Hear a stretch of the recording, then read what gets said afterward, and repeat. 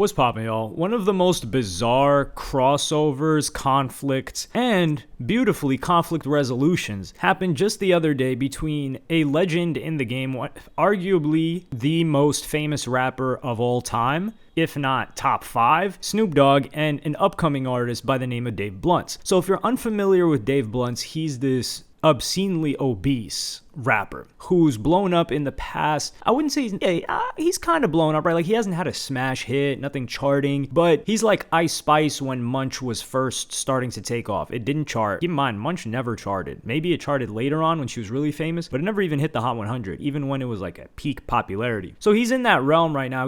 People are starting to notice him, and a lot of it is for his music, but it's the combination of the visual of his music and his appearance. Similar to BLP Kosher, who people looked at his appearance and that he was rapping and thought it was weird, but then when they heard the bars, they were like, oh, this guy's hard. And of course, it's different in that, one is not fat and one is really obese. But my point is, the comparison is the appearance helps drive a lot of attention towards them. And their music just happens to be good too. So it's a net benefit. So Dave Blunt, he's been blowing up for a couple of songs. Honestly, when I first saw the guy, I was like, But then I listened to his songs. I was like, yo, this guy's fun music. He's a fun personality. He's got a range when it comes to his voice. He's got funny bars here and there. I just like the guy. He's so hard to dislike for me. One of the questions that was going around, though, was, how the hell is this guy going to perform if he ever takes the stage? And we came to find out how he would perform. He would perform sitting on the stage. So this viral video is going around. I can't play it because of the music, but I'll put the background in so you can see the video. He was sitting down, he's holding up a cup, and he's rapping. Now, keep in mind, from what I've heard, we don't even know if this guy really sips lean. Like, he kind of has the lean aesthetic in terms of purple stuff is his brand. He's always got purple stuff on the double cup. We don't know if he's actually sipping lean, though. He could be. But some people say, oh, it's bad that he's rapping about it whatsoever. I guess I could see that, or I could even agree with that. But we don't know that this guy's a lean addict or that he's ever drank lean in general. Not from what I've gathered. Okay, I'm tripping. The guy does rap about lean. However, I just don't know. I don't believe that he sips lean. It's just a me thing. I just look at him, I'm like, I feel like he's grifting. I think he's grifting the lean. Kind of like when Future was grifting the stuff. So Dave Blunt, I'm not believing you until you show me that cup is purple and I have someone else verify it by taking a sip out of it. Until then, you're grifting with the lean usage. I'm probably the only person that's ever said that. Like, people have probably had a ton of criticisms or made fun of Dave Blunt in different ways, but here I am saying like, nah, bro, I don't believe you. You're not really sipping lean. What the hell is wrong with me, man? Anyway, so the video's going viral, for actual viral, and Snoop Dogg comments on it. One of the things I love about Snoop Dogg is the guy just be scrolling IG just like us, commenting on different posts. And he says, we'll put down the chicken wings and Tata chips, nephew, and that chair gon' break soon. Get to the end of the cup. And then Dave Blunt replies, damn, Unc. And this is kind of sad. I understand both sides. Snoop Dogg's a regular dude just like us. Like, he wants to clown. He wants to get his funny comments off. It's just that when you're not a random account, it gets put under this magnifying glass and spread so much further.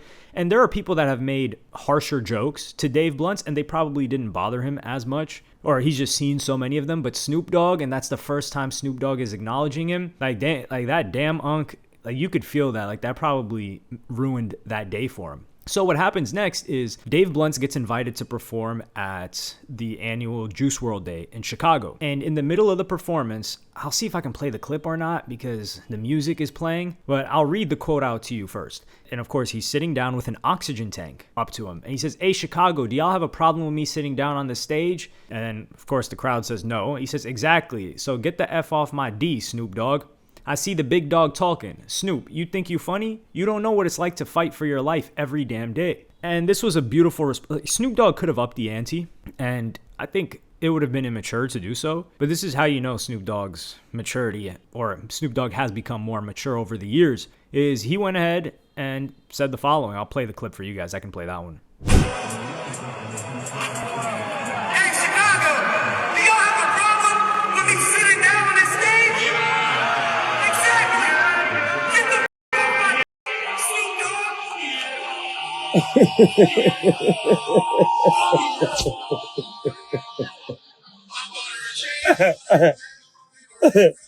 That was funny. Go ahead, little homie. I mean, big homie.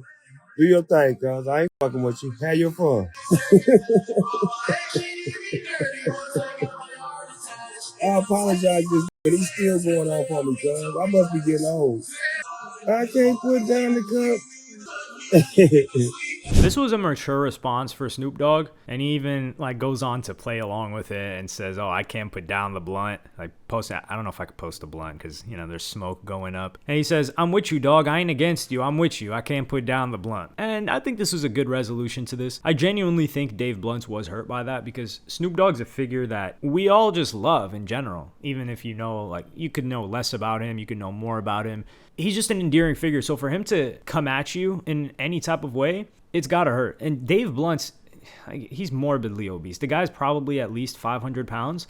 And we gotta admit that the last time we have seen anyone close to this weight is Big Pun, who died because of his obesity. And Big Pun, I think at his peak was nearly 600 pounds. Let me do a quick search on that, actually. Yeah, they said 600. They said Big Pun was nearly 700 pounds when he died. This guy was going up and down the stairs, and I don't think, let's dodge my whole like grifting allegations and jokes I was dropping earlier. Assuming that Dave Blunt is actually doing drugs, like lean and pills or whatever. If we take a look at Big Pun, I don't think he was doing drugs like that. Probably smoking a little bit of weed, and he still died because of that. And he was relatively young when he died, and he was an outstanding talent. Now, I'm not saying Dave Blunt's is on the level of Big Pun, at least lyrically wise, but Dave Blunt's is a talent. People want him to stay here.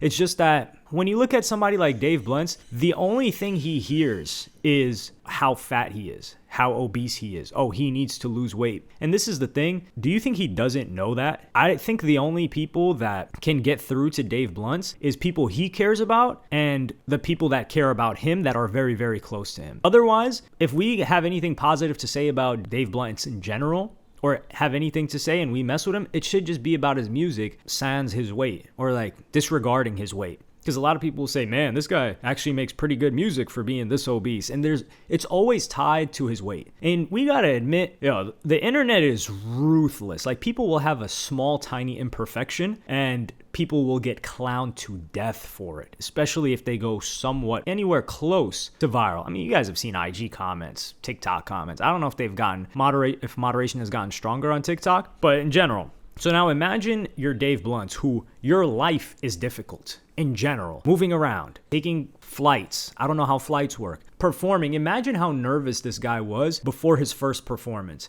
He's like, I'm about to go on stage. People clowned Rod Wave. This guy is probably twice as big as Rod Wave. And he's probably like, please, I hope I don't break this stage. Imagine if he breaks the stage, he'll actually get injured, probably have to sit in the hospital. And yet he comes out, he performs, he seems very, very confident. The last time we've seen like a fat rapper that was confident was Rick Ross, but Rick Ross looks skinny even peak Rick Ross looks skinny in comparison to Dave Blunt's, way thinner. And probably like the health issues aren't directly impacting him on a daily basis. Whereas Dave Blunt's, it for sure is like he's got an oxygen tank hooked to him, man.